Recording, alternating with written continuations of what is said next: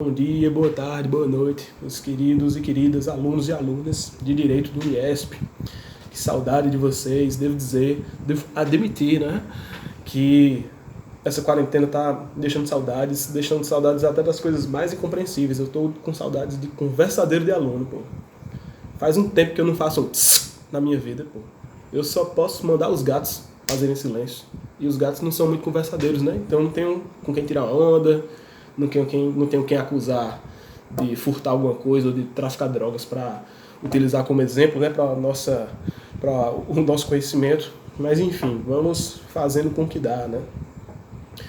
Enfim, galera, vamos dar continuidade ao nosso estudo da teoria geral do direito e, assim como se dá em qualquer teoria geral, né, no estudo de qualquer teoria geral, de qualquer campo do conhecimento, qualquer ciência, seja ela uma ciência natural ou uma ciência social aplicada como a nossa, a compreensão desse campo do conhecimento e a compreensão dos institutos e estruturas concernentes a esse campo do conhecimento, ela envolve de maneira indissociável a compreensão histórica dos processos de relatividade histórica e relatividade social que levaram...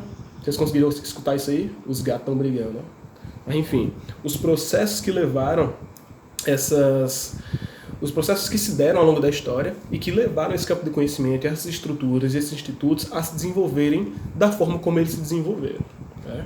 Então, na última aula, a gente falou sobre a evolução do processo civilizatório, a evolução da formação estatal, perpassando o território do autoritarismo e se concretizando com aquilo que nós chamamos de o Estado democrático de direito, o Estado onde o próprio poder estatal, o próprio império do Estado, ele é subserviente ao império das leis. Então a gente fez uma análise histórica que compreendeu os períodos dos processos civilizatórios da Antiguidade Clássica, onde a gente via regimes autocráticos, autoritários, tirânicos, despóticos, e que se desenvolveram até... Os gatos continuam brigando. Se desenvolveram até formas de governos democráticos, né? Até formas de governos que eles refletiam os anseios populares. Importante salientar aqui, importante lembrar aquilo que nós falamos tanto na aula passada quanto nas nossas videoconferências. O marco da civilização é o cuidado. Então, não só as relações interpessoais, elas se balizam pelo nascimento do cuidado e pela institucionalização do cuidado. O poder estatal, ele também tem o seu argumento de validade dado pelo cuidado.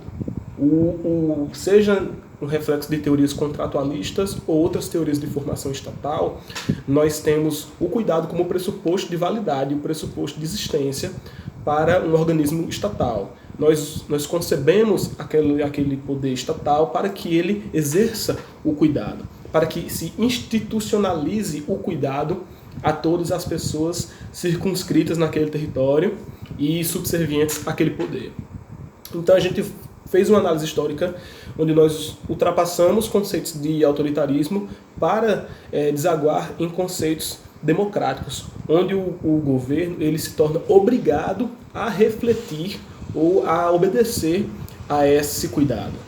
Esse cuidado que ele se manifesta não só através de políticas públicas que garantem um mínimo de vida e garantem um mínimo de qualidade de vida à população, mas esse cuidado também se revela, ele se manifesta na autolimitação que o Estado se coloca, onde ele se impõe limites para que ele não exerça aquele poder que ele pode exercer de maneira a interferir na esfera individual das pessoas, ou na esfera das liberdades coletivas das pessoas.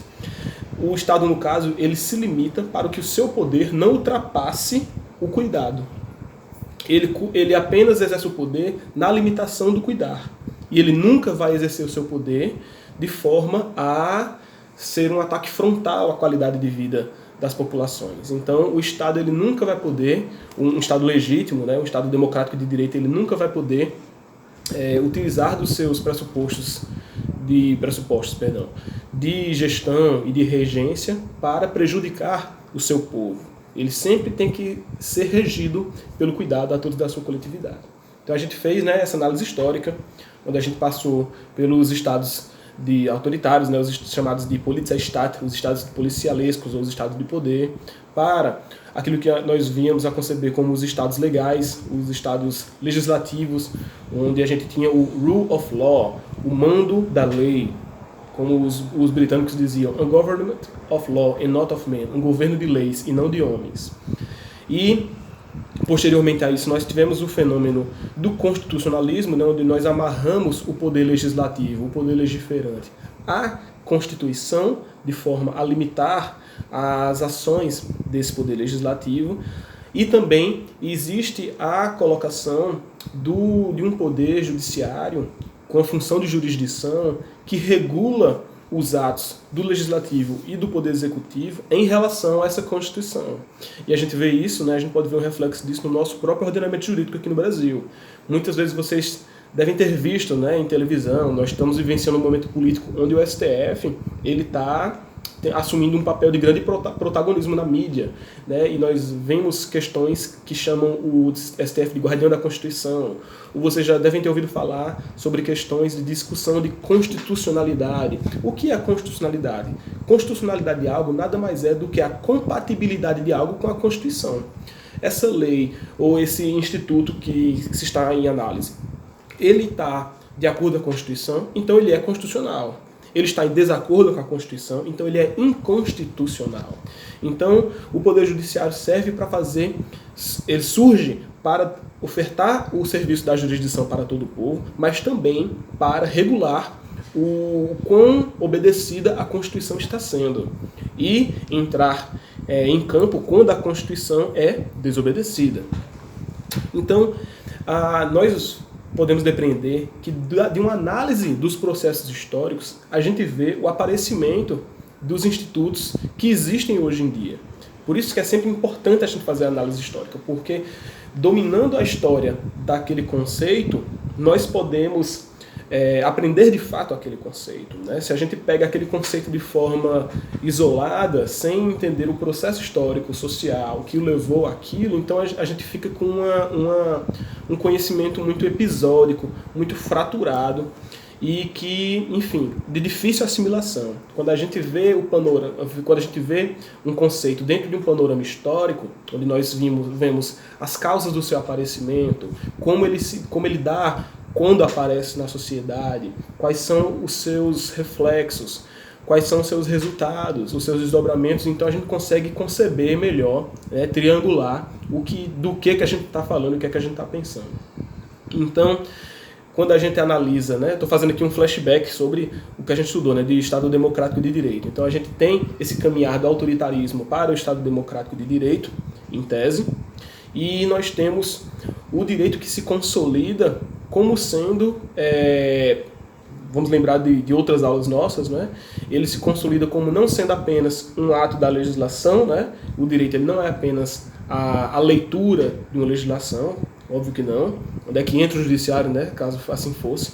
Então o direito ele surge como, ele deixa de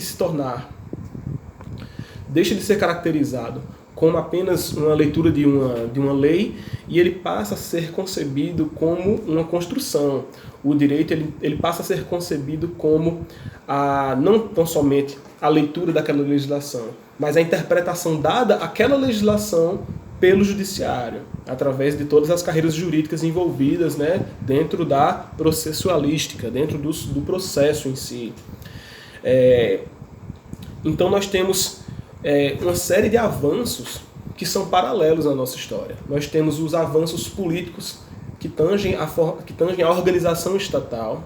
Nós temos também o próprio avanço dentro da ciência jurídica e como ela se desvela frente a todos esses acontecimentos históricos, né?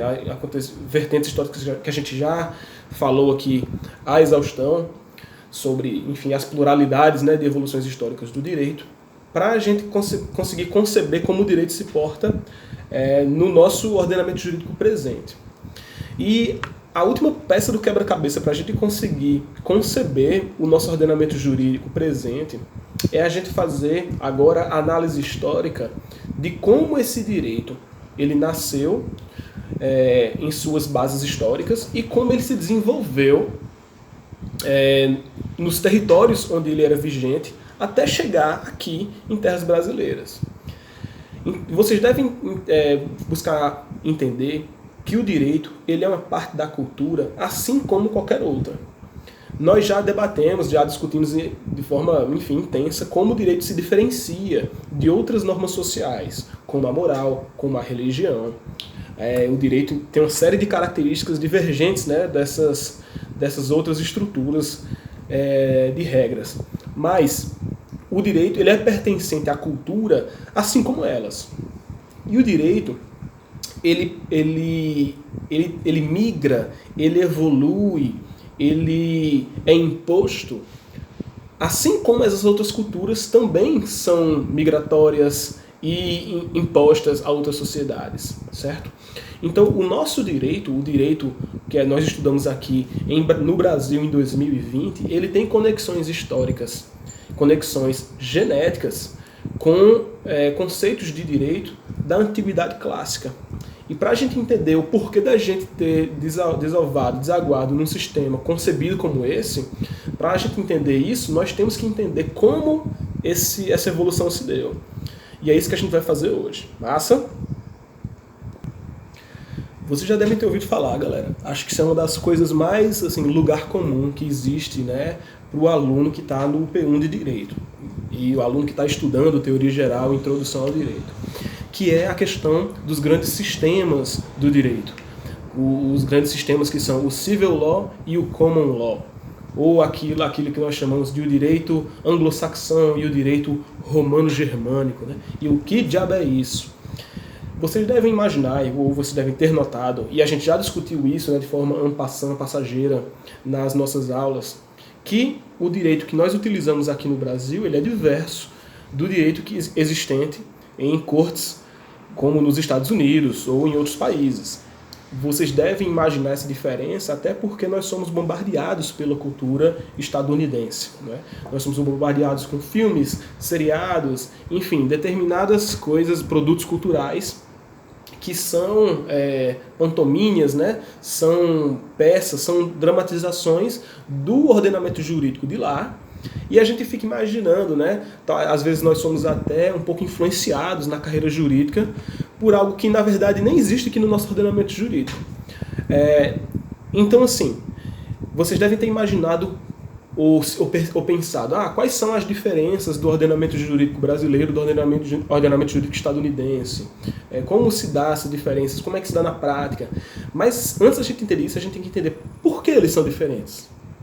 Por que nós temos ordenamentos jurídicos diversos? E onde foi que eles ficaram diferentes? Onde foi que existiu essa cisão? Essas são perguntas que a gente tem que se fazer.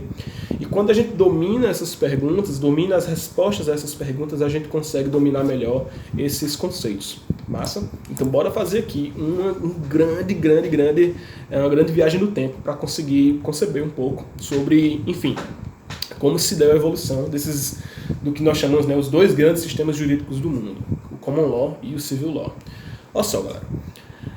Ao que pese que nós chamamos o Civil Law de direito romano-germânico e o direito consuetudinário, o Common Law, de direito anglo-saxão, a gente tem que primeiro admitir que todo o direito no Ocidente e o direito no Oriente, que tenha sido influenciado pelo Ocidente, ele tem uma mãe comum, Roma. Então, tanto o direito romano-germânico quanto o direito anglo-saxão, eles têm uma descendência em Roma, certo? E a gente vai destrinchar um pouco melhor disso. Então a gente tem que entender, e a gente nesse momento, nessa aula, vocês ainda estão escutando aí, os gatos estão brigando novamente. Enfim, voltando. A gente tem que entender que, assim como os processos históricos, culturais, como eu falei aqui, eles migram por questões de imposição, o direito também migra por questões de imposição. Nós já falamos nas nossas aulas sobre um termo chamado etnocentrismo. Etnocentrismo é um termo cunhado pela sociologia, né, e antropologia, que ele significa, ele significa o pensamento de você conceber a sua cultura como a certa, e se a sua cultura é certa, por conseguinte, a cultura do outro, que seja diversa, que seja que seja uma alteridade em relação à sua, é a errada. Então, esse é o pensamento do conquistador e esse é o pensamento do imperialista. É o pensamento do você expande suas fronteiras e você conquista o próximo porque você está, enfim, por mais que você tenha um viés político para satisfazer, a desculpa válida que você propõe, né, para a sua conquista é que você está tentando levar o melhor para aquela outra população. A gente vai anexar esse território, nós vamos exterminar o seu governo e assimilá-lo ao nosso, porque nós vamos permitir àquela próxima população uma vida melhor, porque nós vamos apresentá-lo aos nossos organismos, nós vamos apresentá-los à nossa cultura, nós vamos apresentá-lo à nossa maneira de vida e eles vão ficar melhor. Essa era a grande desculpa dos processos imperialistas do passado e também do presente, galera. Então, eram desculpas utilizadas para a substituição de culturas consideradas hereges ou errôneas, ou enfim, atrasadas, mas também eram utilizadas como desculpas para a conquista de povos considerados inferiores, né, por questões étnicas, por exemplo, ou, enfim, para a imposição de agendas de comércio, né, como a captura de recursos, ou a captura de pessoas para processos de escravidão, tudo mais. Então, eu estou falando aqui sobre essa cultura beligerante da conquista, porque a gente vai chegar ao grande império da história, que é Roma. E depois a gente vai falar do segundo outro grande império da história. Mas o primeiro grande império, o império que tem o maior signo histórico é Roma. Mais do que Cartago, mais do que o Império Mongol, mais do que o Império de Alexandre o Grande. Roma ela detém esse grande marco dentro dos estudos históricos, esse grande peso, esse grande significado. E o que Roma fez, galera? Roma foi um império que estendeu seu alcance por toda a Europa continental, certo? Toda a grande massa continental europeia. E foi para além da massa continental europeia e foi para o arquipélago de ilhas que compõem a Grã-Bretanha, beleza? Então vamos ficar com isso em mente. E Roma, como todo grande império, catequizava, colonizava esses territórios anexados, levando consigo sua cultura. E sua cultura carregava o quê? Sua religião, sua moral, seus costumes e seu direito, seu ordenamento jurídico, galera. Então, que vocês já devem estar pegando riscado aqui. Os lugares anexados por Roma iam sendo influenciados pela cultura jurídica de Roma. Então, a gente percebe que existe então um fenômeno jurídico romano que vai se alastrando pelo mundo conhecido, certo? E agora a gente faz uma pausa para conceber um pouco sobre como era esse processo desse ordenamento jurídico romano. Roma, eles se preocupavam prioritariamente com aquilo que nós chamamos de direito público.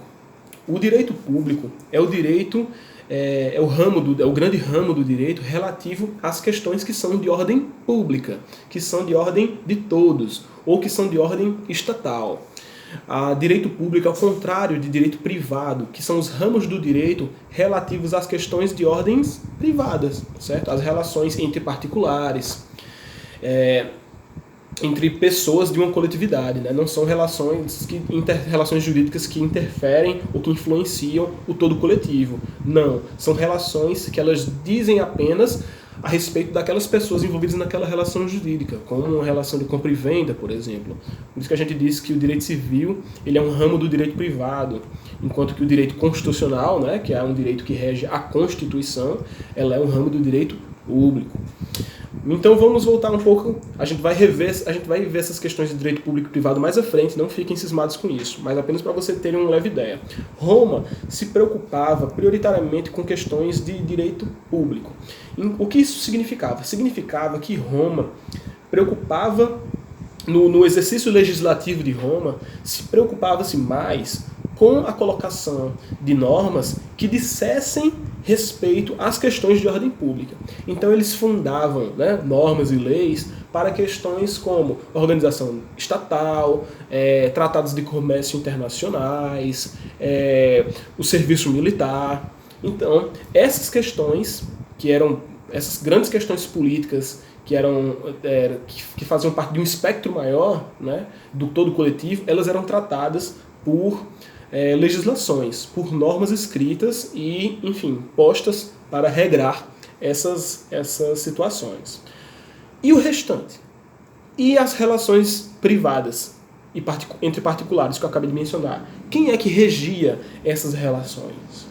Como é que a gente estabeleceu o direito relativo a relações de comércio? Como é que se dava? Bem, os romanos, eles catalogavam as decisões que ocorriam, ou que eram dadas pelos juízes e tribunais do seu território. Acho que vocês até já estão conseguindo imaginar, funcionam como os precedentes, exatamente. Os romanos, eles tinham uma percepção, uma sacada sobre o direito privado, né, sobre o direito das relações entre particulares, sobre as demais questões que não eram vistoriadas pelas suas legislações. Eles tinham uma sacada de que, enfim, não era necessário que fossem feitas legislações específicas para essas coisas, mas que eles iam tirar o regramento disso de onde? Do seu costume, da própria cultura deles. As situações ocorriam no caso concreto, o magistrado ia lá, verificava aquela situação, decidia, e essa decisão ela era catalogada, ela era colocada em um compêndio, elas eram inventariadas.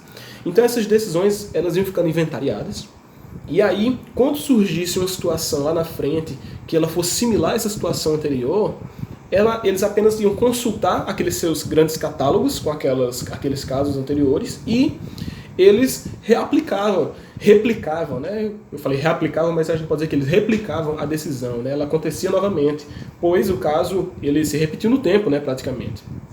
Então, nós temos essa perspectiva de grandes compêndios, grandes coletâneas de precedentes. E o que acontece? Se vocês, e quando, por favor, que vocês pesquisarem a respeito, vocês vão esbarrar com um conceito chamado a escola dos glosadores. Não é dos gozadores, galera. O que significa a escola dos glosadores? Porque glosa nada mais é, galera, do que uma anotação que você faz a respeito de algo. Então, eu falei que eles fazem o quê? Eles faziam grandes coletâneas, né, dessas decisões, que se tornavam, né, grandes tomos, né, grandes livros.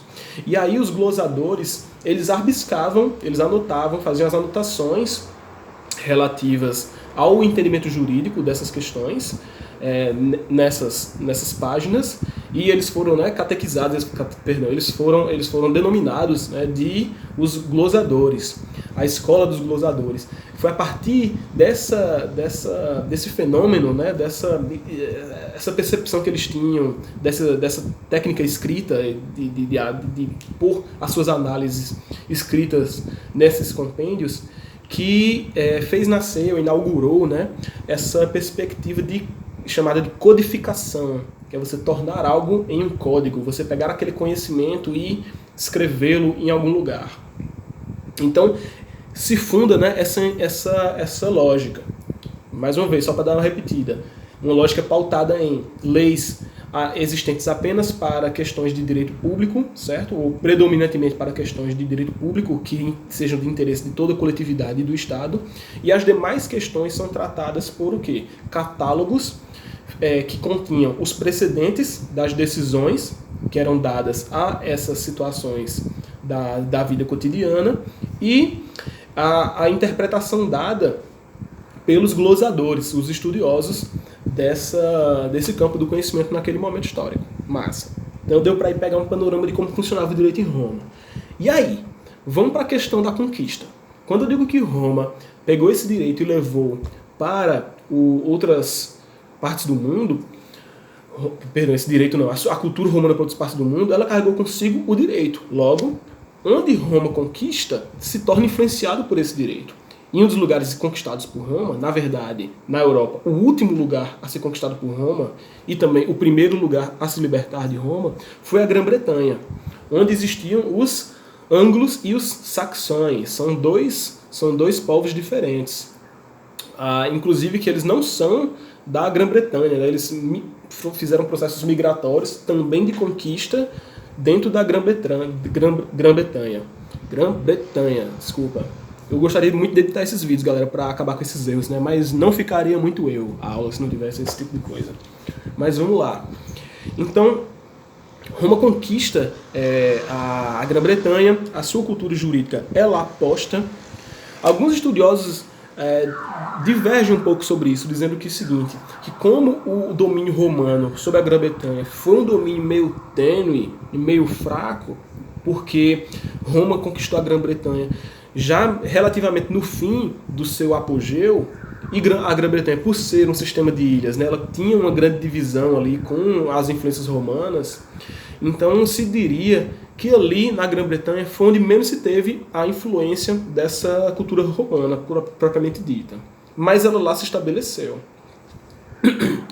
E na Grã-Bretanha, eles foram influenciados pelos seus próprios pelo seu próprio direito emanado de sua cultura, né? Essa cultura anglo-saxã, essa cultura dos anglos e dos saxãos, as culturas barbáricas, né? Assim como eram concebidos por Roma, culturas que pautavam outras questões de individualismo, de força individual ou de proteção tribal, outras questões filosóficas, né, ideológicas que também influenciavam aquele direito.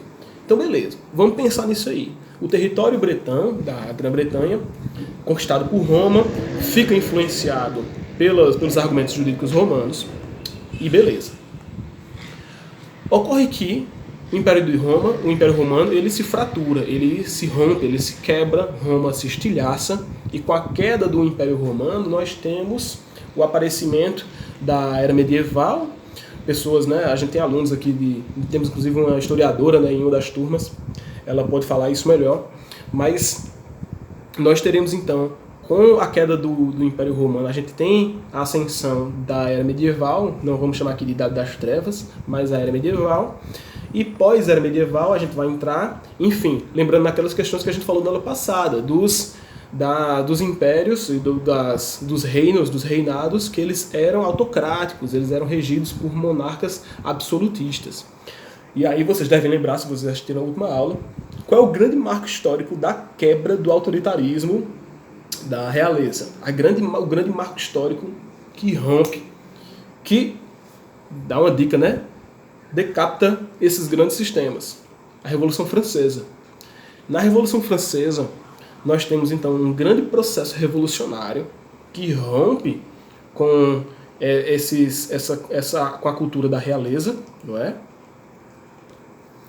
Rompe com a cultura da realeza e que rompe com também a cultura jurídica existente até aquele momento, certo?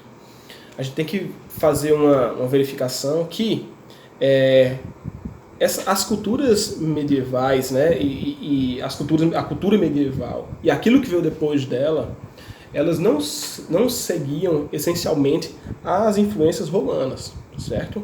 Nós temos uma grande ruptura com a advenção do direito canônico, da influência da Igreja Católica e de como a Europa se desenvolveu e se dissociou um pouco, né, das suas raízes da Antiguidade Clássica. Mas o que acontece na Revolução Francesa existe um rompimento, certo? Com a realeza, existe esse processo revolucionário que substitui o poder existente na França, no caso, e o que acontece? Existe uma substituição do ordenamento jurídico existente até aquele momento. Como Voltaire falava, quereis ter boas leis, queimem as antigas e criem novas. E aí o que é que acontece, velho? Eles pegam, existia naquele momento uma cultura de quê? De jurisdição pautada no costume de cada lugar, na regência de regras antipopulares, né, que emanavam de um poder autoritário pautado na realeza monárquica. E aí, ao romper com esse ordenamento jurídico existente naquele momento, os revolucionários franceses pensaram, beleza, a gente vai substituir essa grande porcaria pelo quê?